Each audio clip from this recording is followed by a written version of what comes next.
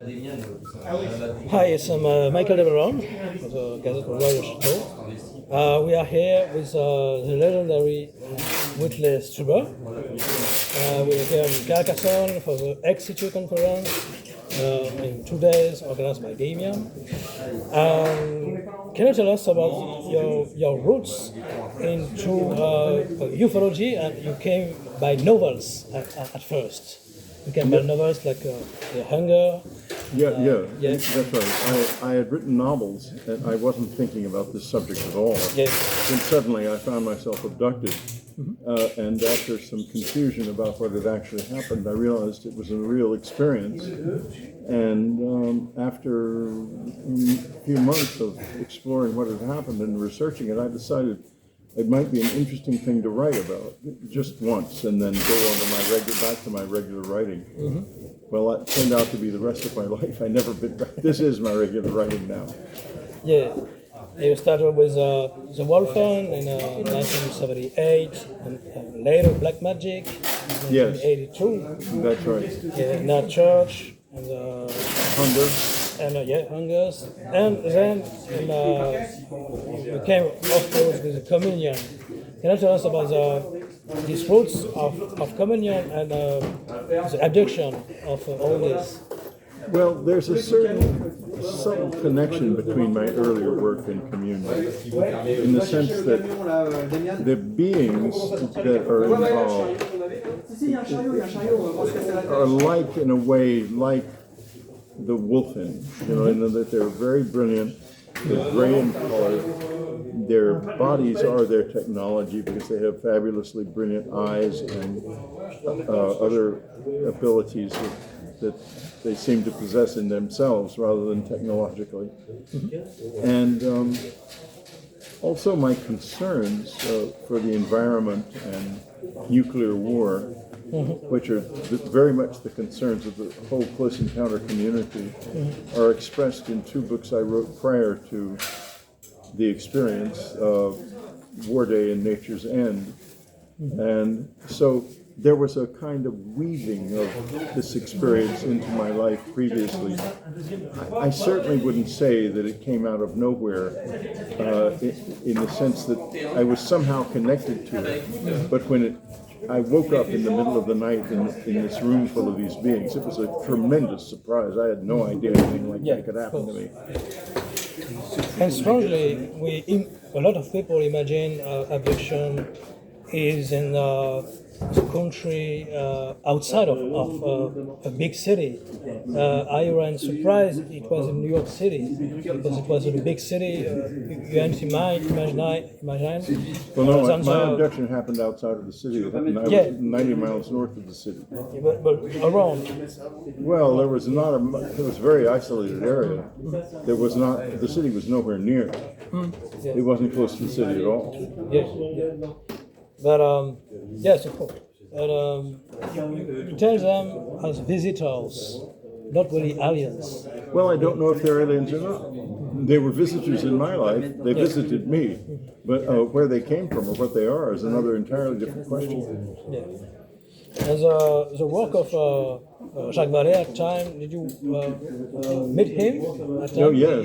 He was interested by your story. Right, and I've written a foreword to one of his books, and he's written a number of things for me, including some material for my most recent book, The Fourth Mind. Yeah. We've been friends for many, many years.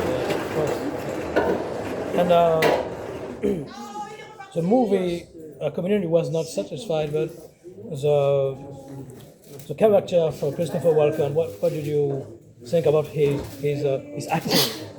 His acting himself, just acting, not the. Yeah, he was playing himself. He was having a good time playing himself. You can see emotions. Emotions. It had nothing to do with me. It wasn't me. It wasn't. He was sort of playing me in a way because I was very confused. I had. In that sense, but I'm not a comedian, and I don't have a funny camera and all that stuff. Yeah. I understand. And before with the communion book, you see the visitor have the eye open, but now with the the first mind is way more Yes. open. Can you tell us about this, about the eyes? Well, I've learned a lot over the years because not only have I been with the visitors, I've got, like everyone, I've gotten more and more information, and I feel like it's time to open those eyes because I know a number of close encounter witnesses who've seen them without these black eye coverings, and whether that means they're different beings or the coverings are artificial, I don't know. But there's a document by a biologist that appeared on Reddit that is authentic, in my opinion, and he does say those are eye coverings. So, given that, I thought it was appropriate to make the new book without the black eyes and to make them. So I hope I'm right. Yeah, right.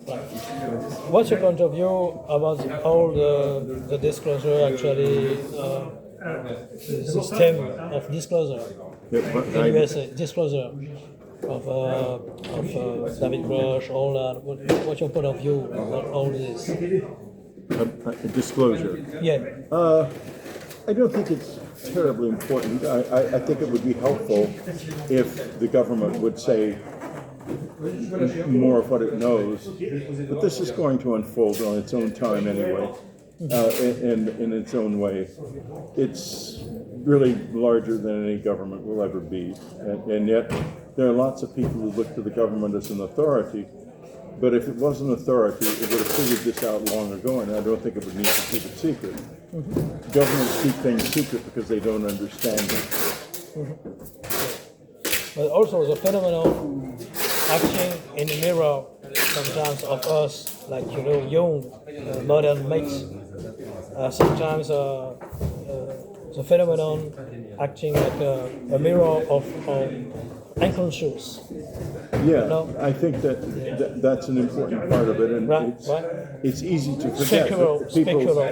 People look to it and they think aliens, but this is really very complex and subtle. We are as much a part of the mystery as they are. Yeah. One novel was very underrated or not known for the public. It was Lilith's Dream. Can you tell us about this? Lilith's Dream. It was a book you did. Lilith's Dream. Oh, Lilith's Dream. You want to talk about Lilith's Dream out of nowhere? Sure. Well, I wrote a book called The Hunger. Yeah. And then I wrote a book, another novel, another vampire novel. It was a reprise of a follow-on to The Hunger. And then I thought I would write a book about Lilith, the goddess. And the idea was that she's really been living in a cave, Lilith's cave, for thousands of years because she's a vampire. And all of the vampires who were serving her die out. And she has to come out into the world in order to feed and get food. And so we have this ancient Egyptian vampire fully arrayed in her ancient pharaonic gowns and things, riding a bus to Cairo. I had a lot of fun with the book. Yeah.